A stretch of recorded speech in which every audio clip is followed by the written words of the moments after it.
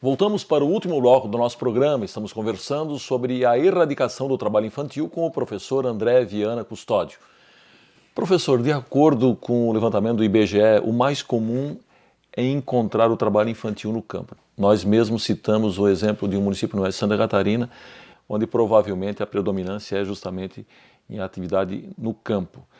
Mas a incidência de crianças trabalhando como empregados domésticos, especialmente meninas negras, também é muito grande.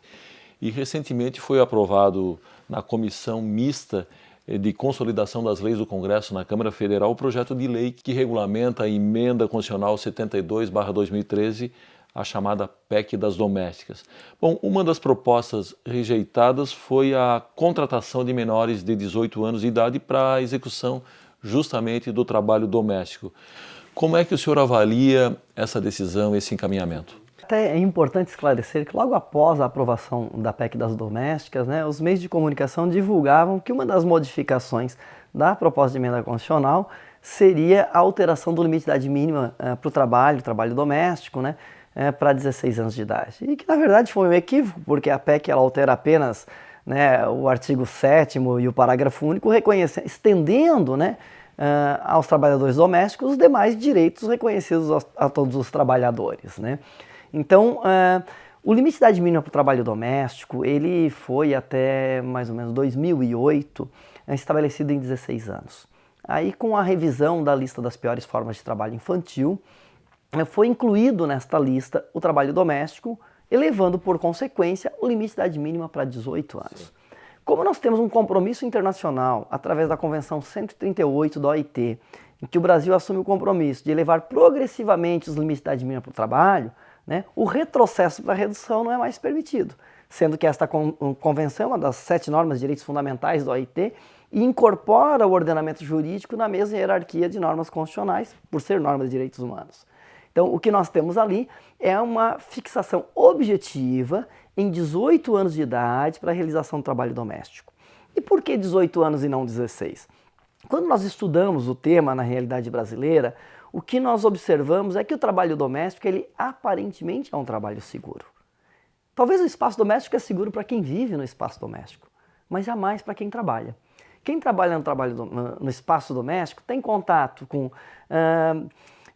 atividades perigosas, objetos pérfuro-cortantes, por exemplo, produtos químicos, com umidade, ou seja, com uma série de... O trabalho doméstico tem uma série de características que eleva o risco de acidente, de periculosidade, de insalubridade. Então, para quem trabalha, os dados sobre, por exemplo, acidentes com crianças e adolescentes por queda, trabalhadores domésticos por queda, são elevadíssimos, que poderiam ser evitados. Daí, a conclusão que nós chegamos que o trabalho doméstico ele deve ser um trabalho reservado exclusivamente ao adulto, pelas condições de periculosidade e insalubridade que envolve. Bom, em grande parte do Brasil, a justificativa que se vê, que se escuta para o trabalho precoce é a tal da moralização do jovem, a formação dele com o objetivo de afastá-lo das drogas e da criminalidade. Outro argumento é a contribuição para a renda familiar, inclusive já referida anteriormente, já que muitas famílias dependeriam desse dinheiro até para conseguir aí o mínimo indispensável à sobrevivência. Pode-se dizer que o estímulo ao trabalho infantil, na maioria das vezes, vem de dentro de casa? Com certeza, porque vem da cultura de reprodução histórica das ocupações, mas nós paramos para estudar esses 3 elementos que nós chamamos dos mitos do trabalho infantil.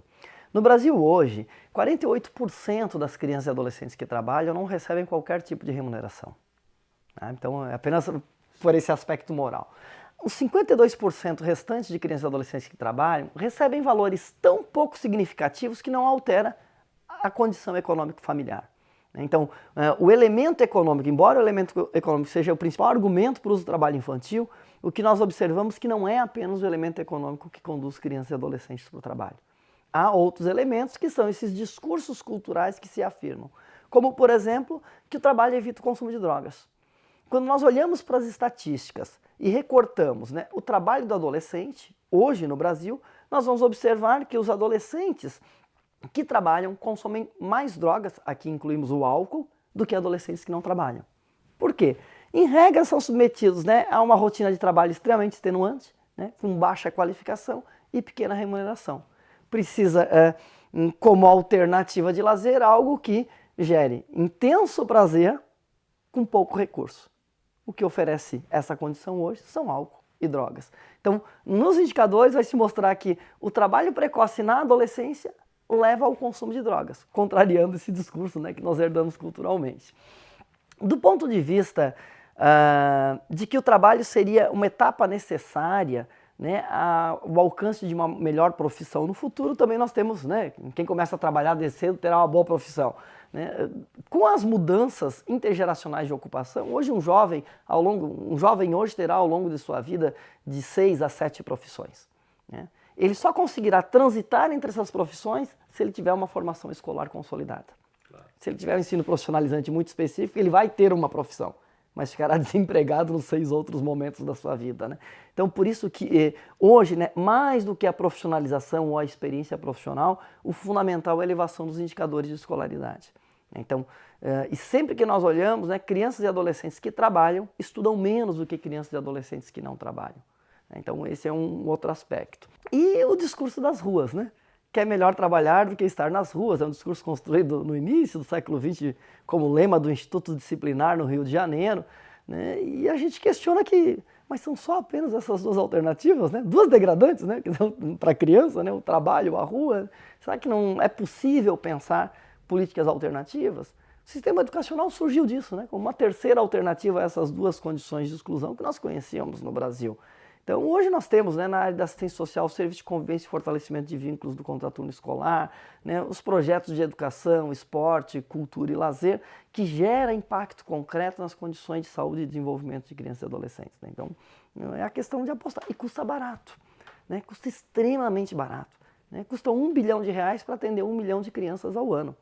O orçamento brasileiro é de 800 bilhões de reais ao ano. Né? Quer dizer, é muito barato, né, do ponto de vista dos benefícios que gera. Né? Agora precisa tocar naquele aspecto, né, da descentralização dos recursos públicos para financiar a política local. Se a gente não mexer nessa estrutura, né, da gestão e financiamento de políticas públicas, a gente tende a não conseguir realmente resultados adequados. É isso aí, bem lembrado, professor André. Muito obrigado pela sua entrevista. Chegamos ao fim do nosso programa. Hoje conversamos sobre a erradicação do trabalho de crianças e adolescentes com o professor André Viana Custódio, autor do livro Crianças Esquecidas, o trabalho infantil doméstico no Brasil.